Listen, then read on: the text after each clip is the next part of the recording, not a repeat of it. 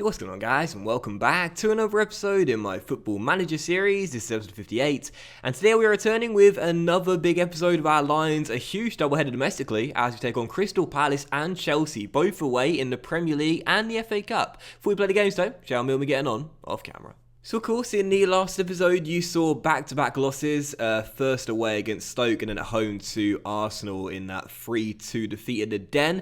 I then played 6 games off camera, and the run has continued to be very inconsistent in what is quite a struggling patch for the Lions this season. We started with 2-2 draw away at the King Power Stadium against Leicester City, where the Abraham brothers, Timmy and Tammy for Leicester, both got their goals. First Timmy 5 minutes in, then Matt O'Reilly equalised for us 3 minutes after the restart for Benker. Thought he'd won it for us late on with 30 minutes to go, but Tammy Abraham, assisted by Timmy, came good with the equalising goal in stoppage time as Leicester got a point, and that meant that we'd had no wins in our last 5 Premier League games. So a really poor run of form. We needed to respond, and thankfully we did in the very next game. A 1-0 victory at home to Watford at the Den, where I decided to change formation and change tactic. I did tease it in the last episode. I said we needed to do something. I went to a 4-2-4, which we used back in my whole save, and it was quite successful. Got a lot of goals with it, so I thought we'll see if it can come good in the first game with it, and it did. Ben getting the first goal in a 1-0 victory, and another win followed straight afterwards. 1-0 away against West Ham in the FA Cup third round,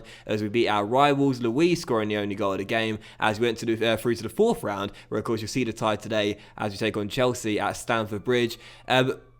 Wow. But following that, back-to-back losses, don't know if you heard that or not, back-to-back losses, both away from home. First against Manchester City by a goal to nil, Leroy Sané giving the host the only goal of the game 3 minutes after the restart. I fielded a very weak lineup for the game. I expected us to lose, and we did, so I thought we may as well rest the boys. We didn't do too badly though, only losing by a goal to nil. Not terrible, but still a loss. And after that, a 2-0 loss away at Turf Moor, as Burnley got the victory there. John Sargent administering the punishment as he bagged a brace, and Burnley got the win by 2 goals to nil at Turf Moor. And our final game off camera was a 3-1 home victory against Southampton, where we once again played the 4-2-4, and we fell behind 90 minutes in, and I was thinking, my word, this could be 3 losses on the trot for the Lions in the Premier League, but we responded in the second half. Ferencek scoring his first goal for the club 2 minutes after the restart, Luis scoring with 15 minutes to go, and Julian Benker also converting a penalty in a big, much overdue victory, because as you can see, our form has not been good at all. It's been really inconsistent ever since the takeover. We've just not been in good form whatsoever, and December was a very tough month. January's not been very good either. What's happened to our really good run? What's happened to our really good form? It's totally gone now. We're beginning to struggle. That's why in the Premier League, as you can see, hold on.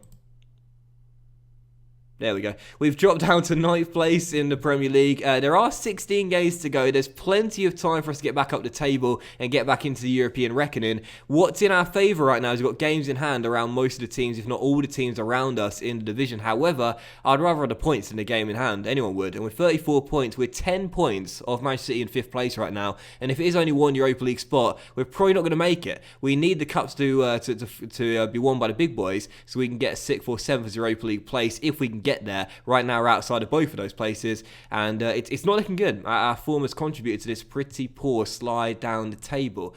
So yeah, that's pretty much it. What's been going on off camera. We are in a transfer window. There is one thing that could be happening very soon, and that's that Jordan may well be going to China. Our German centre-back, who of course came in at the start of last season. He's had a bid accepted. He's agreed terms with the Chinese side. It's £23 million over, well, I think the £15 million is up front and $8 million in installments, but I'm not sure whether to accept this or not. If it goes through, it won't go through until next January, because I did an end of season transfer date. But I don't want to get rid of Jordan or not. I really like him. Doesn't play as much now, but yeah, I like his stats, and I'm not too sure about that one. I'm debating it. Anyway, first game, it's Crystal Palace. It's Selhurst Park. They are bottom of the table as we head into the game. And I'm just desperately hoping we'll get back-to-back wins here for the first time in a while, because Lord knows we need it if we are to keep ourselves in the European reckoning. So we'll go to 4-2-4 for the game. Now, these are the instructions. It's pretty much exactly what I used with Hull City in my last FM save. It worked quite well with the Tigers. Hopefully it'll work well with the Lions. Let's find out.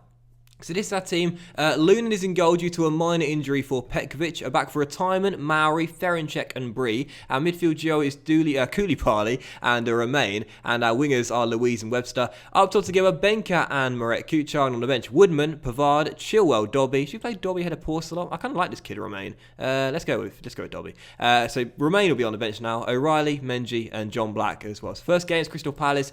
Desperately need a victory. Let's get it. Come on, you Lions. Obviously, Marek has been very, very poor this season. I'll be the first one to admit it. Gutted about it as well, because I love Marek. We made him club captain after Sean Hutchinson was let go. And he's got great leadership. You know, he was so good in the first couple of years, but this year he's not really performed very well. He's been really inconsistent. And I'm hoping, as Benka goes for goal and fires it just wide early, I'm hoping he'll come good when we need him most, and we need him most right now. So this is a big moment in the season, a big patch in the season. It's time for Marek to stand up and be counted like a real leader should. Still tied at 0-0 as Lookman loses out to Dobby. And 21 minutes into the game, just that one chance which fell directly from kickoff, yet to create that much. And that's a bit of a concern for us as well. We've actually not been creating that many chances in this run as well. Like, I can forgive us losing the games if we were doing okay in terms of creating opportunities, but we're not really doing that at the moment. So, got to come good here as Dobby finds Louise out wide.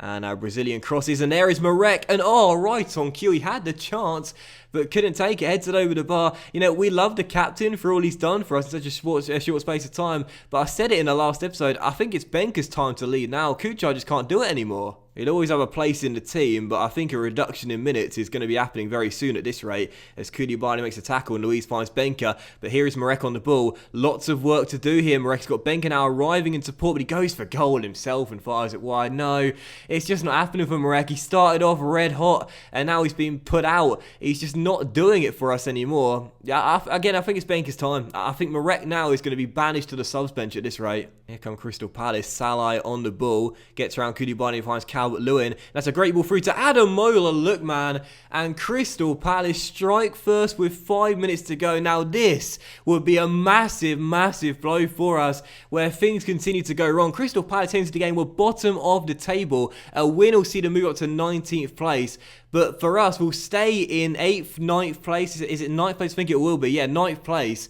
And we'll blow one of our games in hand. There's still a while to go in the season, but we just can't get it sorted right now. Doesn't matter what tactics we're using. Doesn't matter what lineups we're using. We're just all at sea. We're not scoring enough goals. We're not defending very well. That's a recipe for disaster in football. So nothing's going our way at the moment. We need something to spark us back into life, and that's not going to do it. That is not going to do it, Marek. Take him off and take the captain's armband off as well. He's useless now. Right, I'm getting aggressive at the break. I did this against Southampton. I got aggressive at half-time because we were trailing. We fired the boys up and we came out of the blocks all firing all the cylinders, grabbed a goal early to equalise, and then managed to get another 2 to win it. So going to do the same thing again, get aggressive, begin the second half, no changes, but just hope we can get something going because you know we've had the shots, but only 2 of 11 have fell on target. Nowhere near good enough. I'm tempted to switch to the 4-2-3-1 soon as Dobby takes this corner, headed away, we'll drop straight towards Josh Tymon. We've had 13 shots, but it appears like most of which have come from range, and only 3 have hit the target.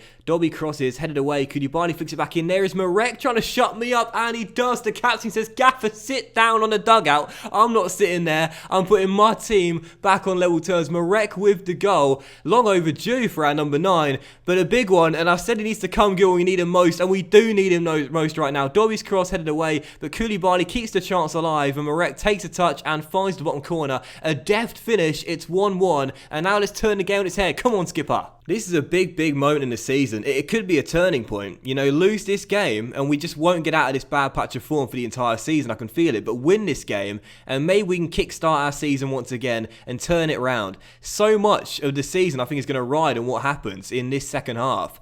As Tudor on the ball down the right hand side, plays it backwards, and now Salah receives it for Crystal Palace, back towards Milivojevic, inside towards the number 17. Good tackle by Koulibaly, and away we go on the counter. Marek on the ball, got Julian ahead of him, and the number 9 takes it himself and then does that.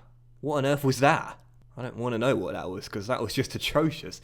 Right, are we switching to the 4-2-3-1, or are we sticking on the 4-2-4? We're having attempts, but the vast majority are coming from range, and the vast majority have fell off target as well. I don't know if to switch to 4-2-3-1 or not. I did that against Southampton. That's how we won the game. But at the moment, we're looking the better team. Luis down left-hand side. Crosses. Benker. Webster. Oh, it's gone in. Clinton Webster puts it into the bottom corner. And the comeback is complete 13 minutes after the restart. 14 minutes now. Webster with the goal. And I tell you, man, I wish his leadership stat was high because I'd love to make him captain in our team. But Luis with the cross. Flicked on by Benker. And Webster's finished. Oh, he took a little deflection here. I think maybe off the back leg of Benker. And into the bottom corner. 2-1. And just like against Southampton, we've turned the game on its head to lead. Can't throw this away now. Need the 3 points. Dobby with the corner. Floats one in. Headed away. Chance still alive. Luis picks it back up. He's got the Romanian with him. Gives it to him. Dobby back towards Maori. Looking for an opening in the Crystal Palace back line. Koulibaly now through to Marek.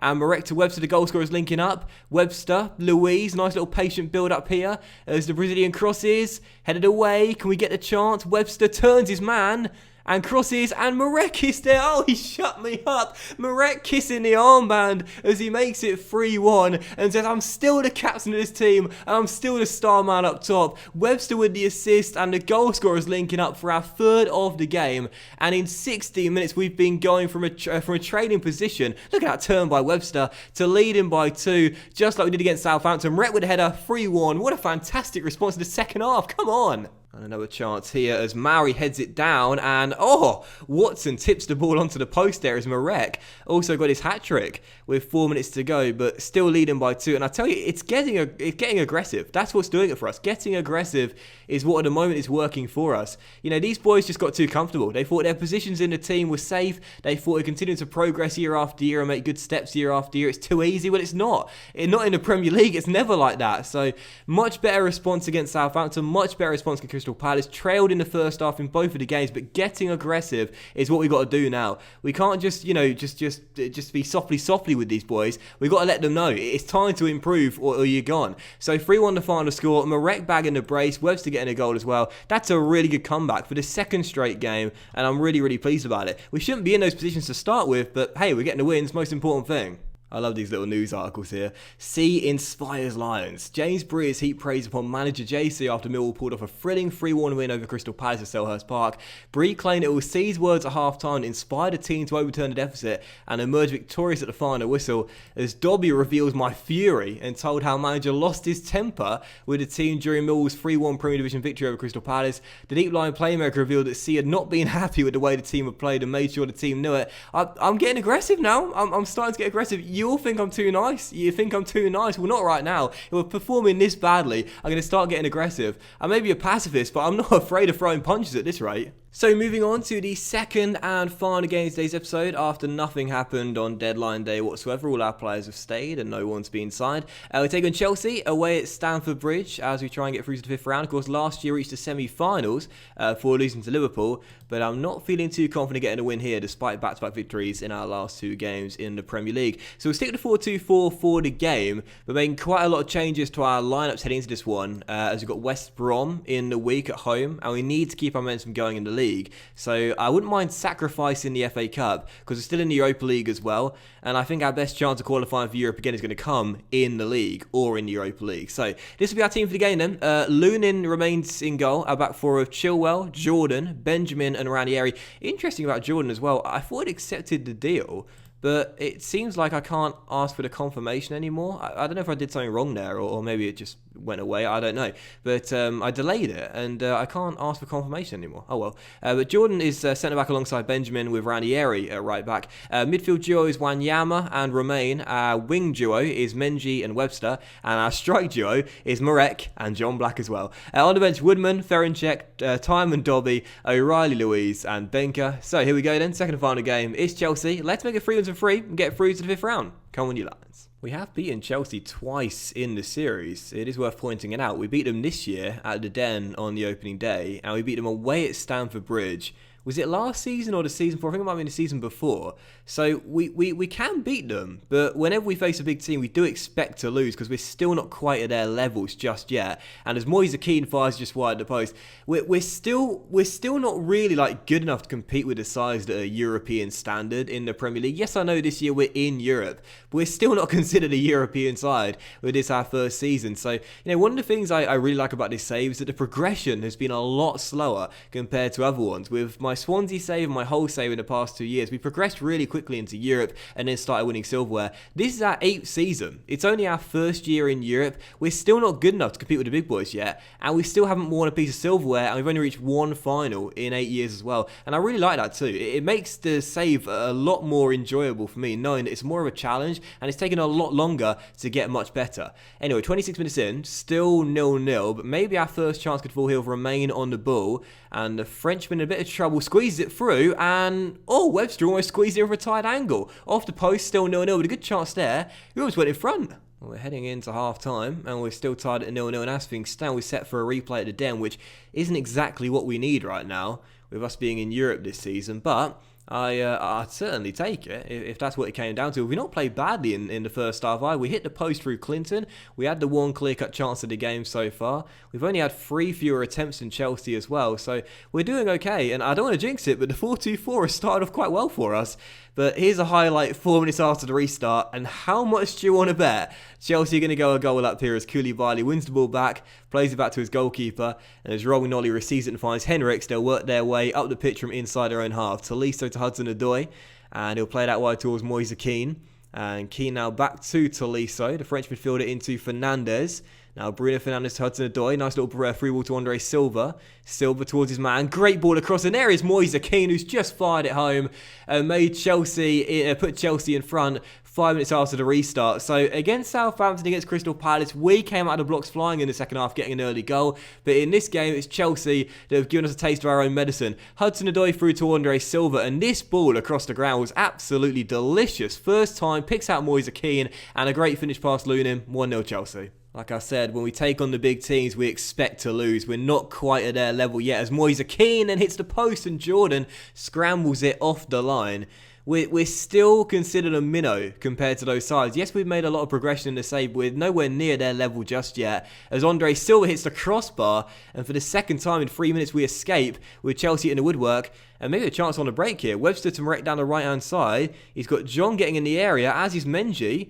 And Marek crosses into the side net and wasted attempt there, but still 1-0, and Chelsea really turned it on now. Chelsea just missed a great chance with a header going over the bar, and now they've got another one as well with Tolisso finding D'Amico, who finds Andre Silva, and Luna makes the save, but Moise Keane turns in a rebound to get his second goal of the game. And Chelsea being a different team in the second half. In the first half, we were containing against them quite well, but in the second half, with the woodwork and the post, the bar in the post, just said, it would work twice, and they've scored 2 goals as well. D'Amico down the right crossing, Andre Silva's shot very well saved by the Ukrainian, but Keane turns in a rebound, 2-0 now. It's over, we're going out, but I don't mind it too much. Like, one of these competitions had to go. We couldn't compete in the Premier League, the FA Cup, and the Europa League all throughout the rest of the season. One of these competitions had to go, and I think letting the FA Cup go is probably the right thing to do, because I'm much more focused on the Premier League and our first season in Europe this year as well. As Black loses out to Koulibaly, Chelsea get it away, and yeah, I think this game is pretty much done, so I may as well take off the starters. So 2-0 down, Chelsea going through again, D'Amico over the halfway line on a lovely solo run here down the right hand side. What a run by the number 12, and what a cross, and Andre Silva denied by Lunin. That deserved a goal at the end of that, was brilliant. Well, it's going to be a deserved victory for Chelsea as Koulibaly then hits the woodwork, and in his second half, it's really been a question of how many they're going to score, not whether they get the win or not. But that will see us heading out then of the FA Cup. Last year's semi-finals, this year 4th round. And, I've got to say, I briefly mentioned it earlier in the game, the progression in this save has been quite slow. We're still yet to win a trophy. I don't know when our first piece of silverware is going to come. Like when you play Football Manager and you do an RTG save, you normally have quite a good indication of when you're going to win your first piece of silverware, when you're going to start becoming a big team. This is one of the reasons I'm really liking this save, because I genuinely have absolutely no idea at what rate its progression is going to really go zoom and finally become a big team, because at the moment, we're still sort of teetering on the edge and we're not quite making the jump yet. And I have no idea when we're first going to pick up a trophy in the cabinet. It could be quite some time, because we're 8.5 years in. We're not going to make a final appearance domestically this season. Our only hope of silverware comes in Europe, And this is our first season in Europe, and I highly doubt we're going to go all the way in the Europa League. And we're still on the outside looking in the Europa League place in the Premier League as well. This is definitely a period of uncertainty for Millwall. Our form is all over the place. We're out of 2 competitions out of the 4 this season now. I don't know when we're going to get silverware. I really don't. But it's not going to be this year in the FA Cup at least. We're out, we lose to Chelsea. And that is the way the cookie crumbles. I've got no idea what I'm saying. But that will end today's episode of the Football Manager series, guys. So a big thank you for watching. I hope you have enjoyed it. And if you did enjoy today's episode, then please do drop a like, as likes are of course very much appreciated. And they really help the channel out as well. Much love. Enjoy the 3rd/4th World Cup playoff place game today between Belgium and England, and I'll see you for the next episode in my Football Manager series very soon, where now we're out of the FA Cup, there'll be no game in between these two. I think we should do that. I think we should do the Europa League doubleheader in the next episode. We'll come back in the next episode with the Europa League first knockout round doubleheader, first away then at home, as we take on the French side Marseille, aiming to get through to the round of 16. Have an awesome weekend, guys. Much love to you all, and I'll see you for the next episode very soon. Bye.